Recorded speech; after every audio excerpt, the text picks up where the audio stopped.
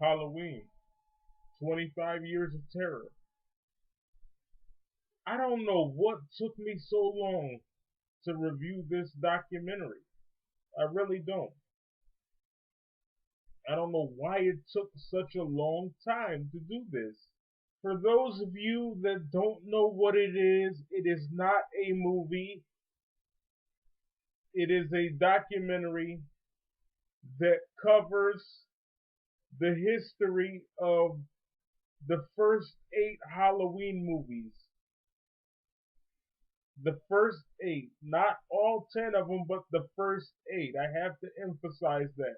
So don't go out and buy the documentary thinking that you're going to get the whole story behind all 10 films. You won't. Only the first 8. 1 through Resurrection. John Carpenter's Halloween through Halloween Resurrection. That's it. And it talks a little bit about Halloween 9. So I'm going to get to the documentary. It opens up with home footage of Michael Myers at a barbecue, which also happens to be the same footage that was supposed to be found at the beginning of 2002's Halloween Resurrection. And PJ Soles doing this little narrative about how Michael changed cinematic history. And Michael's looking all mean in the face. I guess that's supposed to scare us. Quite frankly, a 6-year-old child, that just doesn't intimidate the Michael Myers fanatic. But I don't know. Maybe it's because I'm different. Because quite frankly, even though I'm the Michael Myers fanatic, I love the character of Michael Myers like nobody's business and like no one else. But I would have taken a shovel and beat Michael from here to next Sunday. But that's my opinion. Now, let me get back to the documentary. So we have this home footage of Michael Myers and he's staring into the camera. And PJ Soles is saying that it's the night where he came home. And they're playing this music. Dun, dun, dun, dun. Dun, dun, dun, dun, or something like that, trying to scare us with the creepy, slow version of the Halloween theme song. That's basically how it opens up. And then she goes on to talk about Black Christmas. Yeah, there's a problem with that. I understand that you want to mention Halloween's predecessor. That's all great. The Michael Myers fanatic respects all of that. You want to mention Halloween's predecessor. That's all good. But what in the heck does it have to do with Halloween? And don't tell me, oh, well, it's because we want to tell you what came before Halloween. I know what came before Halloween. I don't need you to tell me that. What's with all this stuff about Black Christmas? Who cares about Black Christmas? I don't. It was just about some jabroni going around saying, Billy, Billy, Billy. Who's Billy? Who is that? I still don't understand who that is. Because nobody likes Black Christmas. Anyway, so yeah, she's talking about Black Christmas.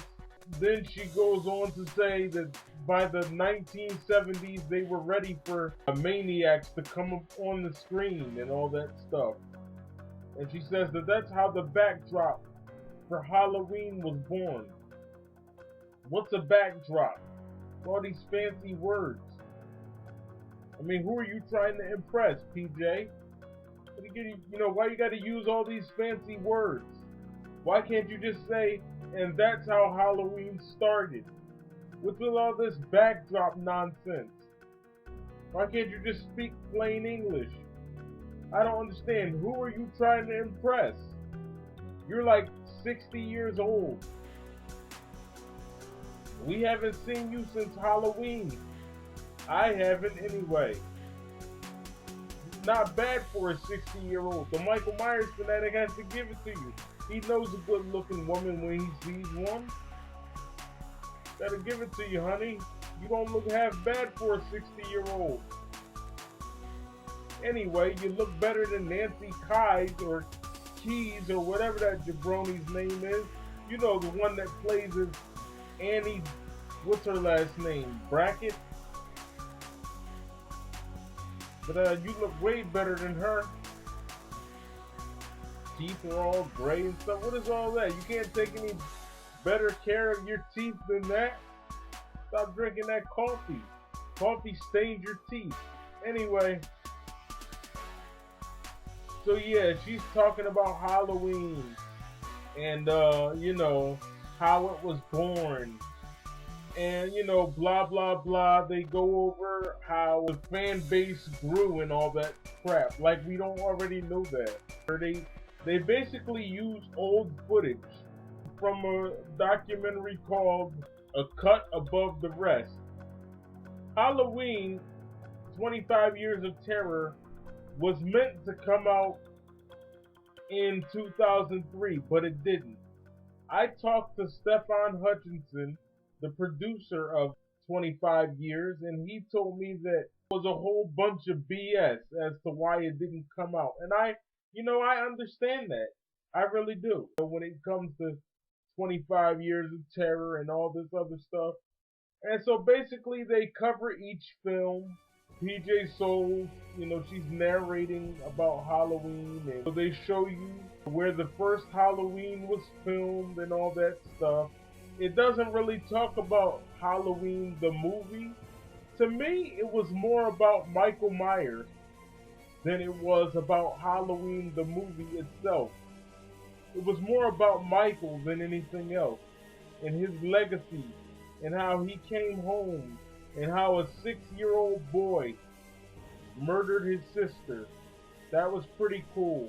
So nobody expected it to be a 6-year-old boy. That's what the first part was about. And then they say how Michael keeps coming after you, and you can't do nothing to stop him and all this.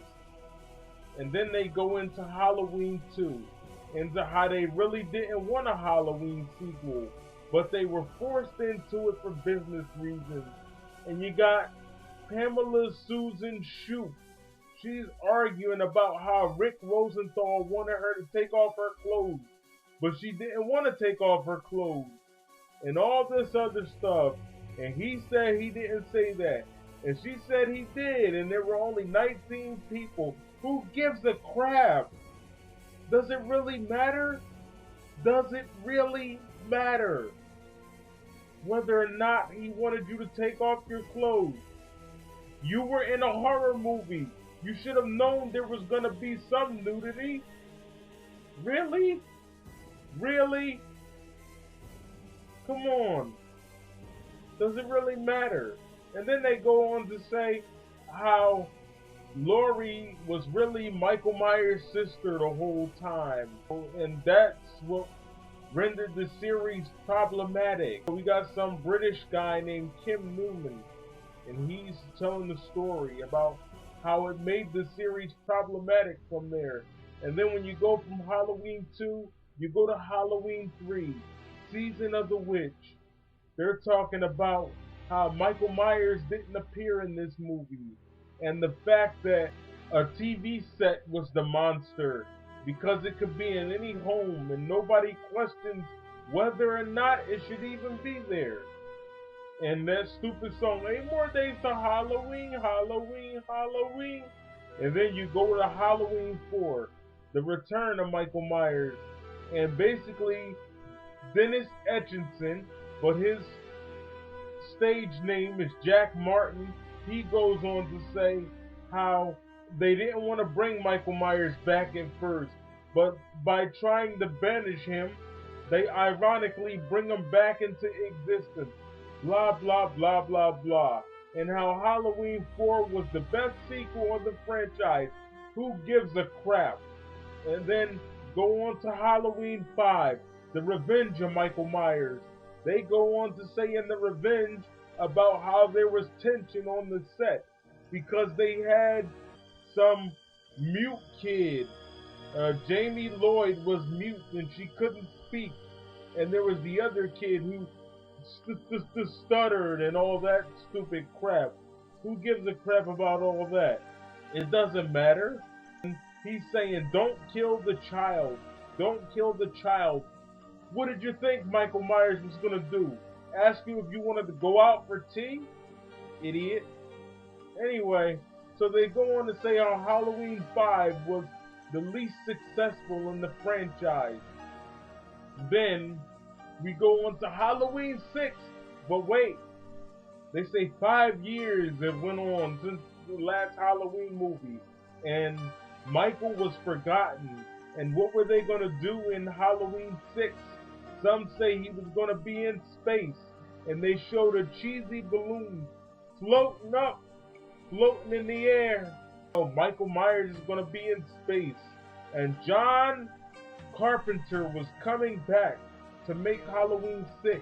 That fat, greedy pig, John Carpenter, making Halloween 6. His next movie should be called Halloween, The Attack of Rogaine. That's what he needs. John Carpenter needs Rogaine. Anyway, Halloween 6 comes, and nobody liked that one because it explained too much. You know, it told too much, gave too much away.